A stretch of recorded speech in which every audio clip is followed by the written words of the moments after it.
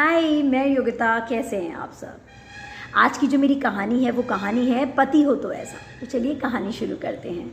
अलका और विनय दोनों बड़े अच्छे दोस्त थे। दोनों एक कॉलेज में साथ पढ़ते थे। अलका भला की खूबसूरत थी और विनय उसकी खूबसूरती का दीवाना। विनय जानता था अलका को उसकी तारीफ सुनना बहुत पसंद है, तो वो कोई भी मौका जाने नहीं देता था उसकी तारीफ करने का।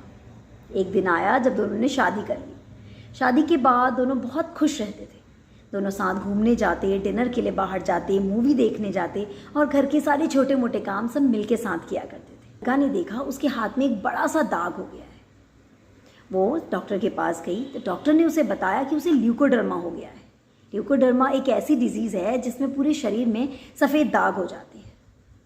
वो दाग उसके दिन प्रतिदिन बढ़ने लगे। कभी हाथ पर तो कभी पैर पर वो दाग आ गया।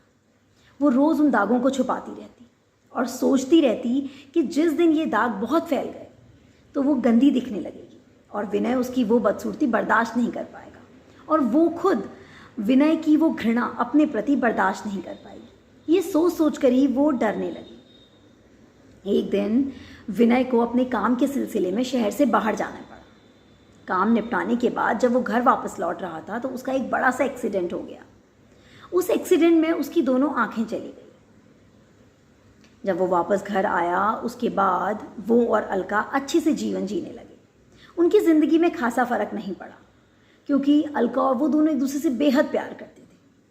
अलका उसका ध्यान रखती और वो भी अलका का ध्यान रखता। अलका दिन प्रतिदिन गंदी होती जा रही थी, बदसूरत होती जा रही थी। उसके चेहरे में वो दाग बढ़ते जा रहे थे।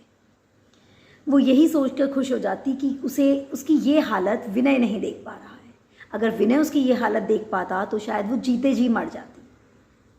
यही सोचकर वो खुश रहती और दोनों बड़े अच्छे से अपना जीवन जी रहे थे। एक दिन अलका की अचानक से मौत हो गई। उसकी मौत का सदमा विनय बर्दाश्त नहीं कर पाया और वो उस शहर को छोड़कर जाने लगा। जब वो शहर छोड़कर जा रहा था तो उसका एक पड़ोसी उसके पास आया और उससे कहने लगा कि विनय, तुम अब अपना जीवन कैसे काटोगे। पहले तो तुम्हारी पत्नी अलका तुम्हारा बहुत अच्छे से ध्यान रखती थी, पर अब इतना बड़ा जीवन अकेले कैसे काटोगे। इस पर विनय बोला कि मैं तो कभी अंधा था ही नहीं। मैं जानता था अलका को सफ़ेद दाग हो गए और मैं ये भी जानता था कि अलका ये बर्दाश्त नहीं कर पाएगी कि मैं उसको इस हालत में देखूं। इसलिए मैंने अंधे होने का नाटक किया ताकि वो खुश रहे। पड़ोसी ने कहा कि रिश्ता हो तो ऐसा। सच में इतने खूबसूरत रिश्ते अगर हो जाए ना तो ज़िंदगी बहुत खूबसूरत हो जाती है। तो चलिए फिर मिलती हूँ ऐसी कहानियों के साथ। नमस्कार।